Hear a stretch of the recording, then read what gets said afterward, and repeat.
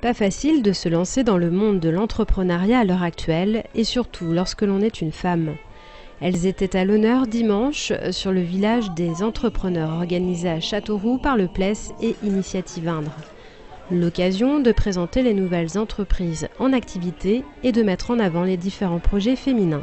Il y en a plus dans l'Indre que dans les autres départements de la région Centre, puisque en région Centre, il y a à peu près 29% de femmes parmi les créateurs d'entreprises et dans l'Indre, 37%. Donc le travail que nous faisons depuis maintenant presque 10 ans sur cette question-là porte ses fruits et oui, nous avons de plus en plus de femmes qui osent et c'est tant mieux. L'occasion donc de rappeler qu'être une femme est compatible avec la notion de chef d'entreprise. L'égalité finalement entre les femmes et les hommes est aussi porteur de développement de territoire.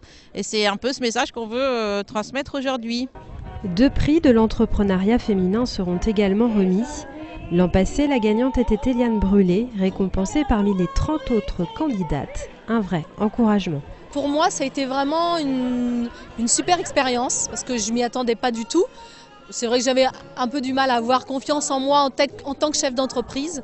Et le fait que des chefs d'entreprise, quand on passe devant le jury, ils sont quand même 8, vous fassent confiance et vous disent c'est votre projet qu'on a envie de soutenir et c'est vous qu'on a envie de mettre en avant, c'est vrai que ça fait plaisir et ça donne un sacré coup de pouce. Eliane propose des cours d'éveil ou soutien scolaire en pédagogie Montessori qui permet une approche concrète des apprentissages de base vers une parfaite autonomie. J'ai créé mon entreprise le 1er mars 2012 et je suis rentrée en couveuse aussi au Pless et donc ça m'a permis d'être aidée